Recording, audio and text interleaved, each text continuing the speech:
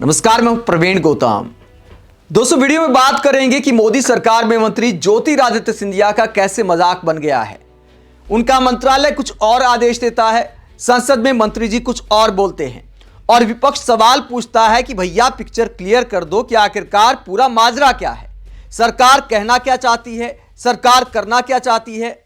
जो नई app install करने की बात है, मोबाइल कंपनियों को लिखकर कुछ और दिया जाता है, मंत्री जी संसद में कुछ और बोलते हैं। ज्योतिरादित्य सिंधिया ने क्या बयान दिया है जब संचार साथी ऐप को लेकर विपक्षी नेताओं ने सवाल उठाया कि क्या सरकार देश के हर नागरिक के लिए बिग बॉस बनना चाहती है, कि उसके मोबाइल में क्या बातचीत हो रही है, उसके मोबाइल में कैसे फोटो हैं, वो मोबाइल पर क्या देखता है, किसको फोन करता है, कहां जाता है, कहां आता है, सब कुछ सरकार की निगरानी में होगा तो प्राइवेसी का क्या ये हनन नहीं है।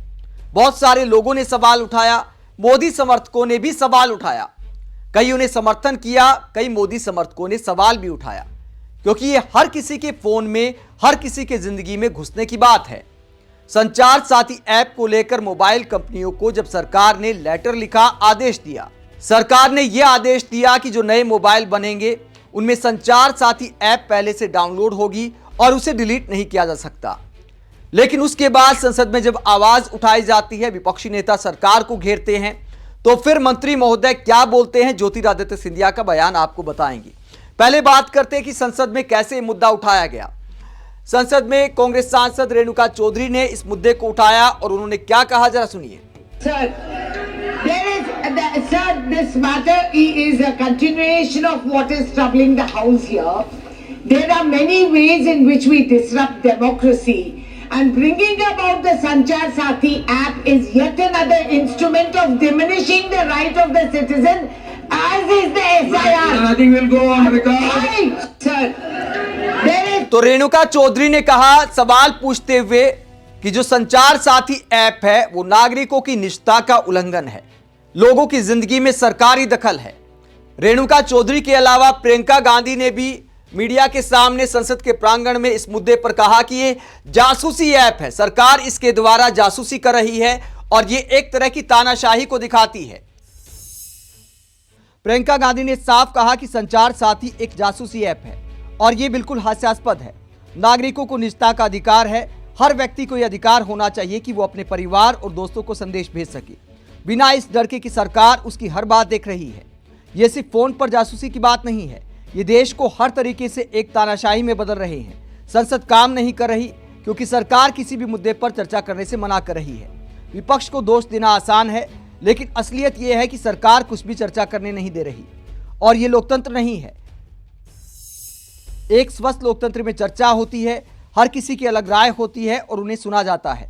धोखाधड़ी की रिपोर्टिंग और भारत के हर नागरिक के फोन में झांकने के बीच बहुत बड़ा फर्क है।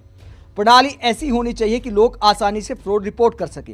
हमने साइबर सुरक्षा को लेकर बहुत चर्चा की है, जरूरत है, लेकिन इसका मतलब ये नहीं कि आपको हर नागरिक के फोन में देखने की इजाजत मिल जाए। मुझे नहीं लगता कि कोई भी नागरिक इससे खुश होगा। इसके अलावा ये भी कहा कि तानाशाही बढ़ती जा रही संसद में, जनता के मुद्दे आप नहीं उठा सकते, सरकार की मर्जी से ही संसद चल रही है और विपक्षी दलों की कोई मांग नहीं सुनी जा रही।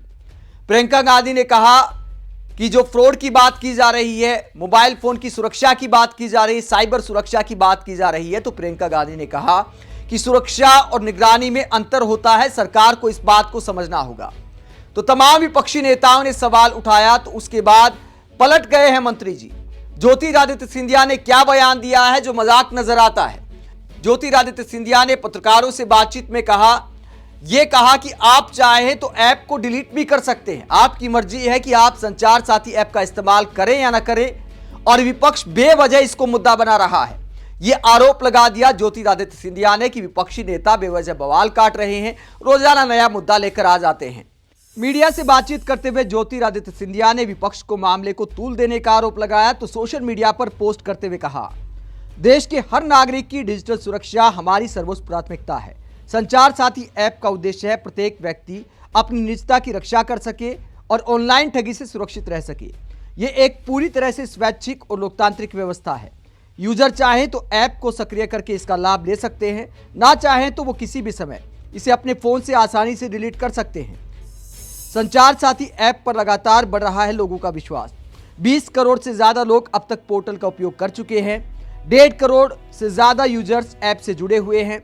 नागरिकों द्वारा नोट माई नंबर चुने जाने पर 1 crore 43 lakh plus mobile connection disconnect किए गए। 26 लाख मोबाइल फोन ट्रेस हुए, जिनमें से 7,23,000 फोन सफलतापूर्वक नागरिकों को लौटाए गए। नागरिकों द्वारा रिपोर्ट किए गए 40 लाख से ज्यादा फर्जी मोबाइल कनेक्शन डिस्कनेक्ट किए गए। 6 लाख से ज्यादा फ्रॉड लिंक वाले IMEI नंबर ब्लॉक किए जा चुके हैं। ये पहल प्रोटेक्शन, पारदर्शिता और कस्टमर फर्स्ट दृष्टिकोण को मजबूत करने की दिशा में एक महत्वपूर्ण कदम है। लेकिन सांसद प्रियंका चतुर्वेदी आईना दिखाती है ज्योतिरादित्य सिंधिया को कि मंत्री जी कहते कुछ और हैं और हकीकत कुछ और है। प्रियंका चतुर्वेदी भारत के टेलीकॉम मिनिस्टर ज्योतिरादित्य सिंधिया को जवाब देती हैं और लेटर दिखाती हैं आदेश का, जो मोबाइल कंपनियों के नाम डायरेक्शन जारी की थी दूरसंचार मंत्रालय ने। तो प्रियंका चतुर्वेदी कहती हैं, मैं भारत के टेलीकॉम मिनिस्टर से रिक्वेस्ट करूंगी कि इसे बेवजह की कंट्रोवर्सी कहने से पहले वो नोटिफिकेशन पढ़ लें।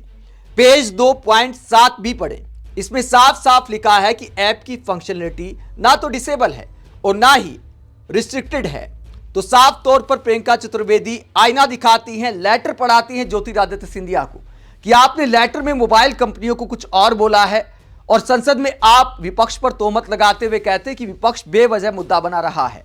दोस्तों, पूरा मामला सवाल उठाता है कि क्या टेलीकॉम मिनिस्टर को पूरी जानकारी नहीं है या फिर अब सरकार अपनी बात से पलट गई है। जब दबाव पड़ा, जब विपक्षी नेताओं ने मुद्दा उठाया, जब अपने ही समर्थक सुनाने लगे, अदित भारती जैसे मोदी समर्थक माने जाने वाले यूट्यूबर भी सुनाने लगे कि सरकार पगला गई है, इस तरह की भाषा का इस्तेमाल किया।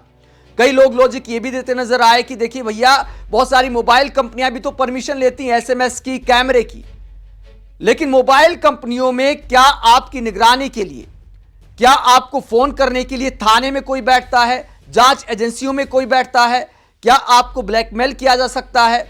विपक्षी नेता कहते हैं कि इस तरह की संभावनाएं भी भविष्य में आ सकती हैं जब थाने से आप पर 24 घंटे नजर रखी जाने लगे। तो आप सुरक्षा के नाम पर 24 घंटे देश के नागरिकों को निगरानी में नहीं रख सकते, आप उनके फोन की गैलरी में नहीं झांक सकते, आप उनके SMS नहीं पढ़ सकते। यह निजता के अधिकार का उल्लंघन है। ये तमाम आरोप विपक्षी नेताओं ने लगाए। तो क्या अब सरकार पलटने जा रही है और तोहमत विपक्ष पर लगाई जा रही है कि बेवजह मुद्दा बना रहे हैं? या तो लेटर गलत है या ज्योतिरादित्य सिंधिया गलत हैं। आप इस पूरे मसले को लेकर क्या सोचते हैं? कमेंट बॉक्स में अपनी राय जरूर दें। साथ ही चैनल को सब्सक्राइब भी करें। नमस्कार।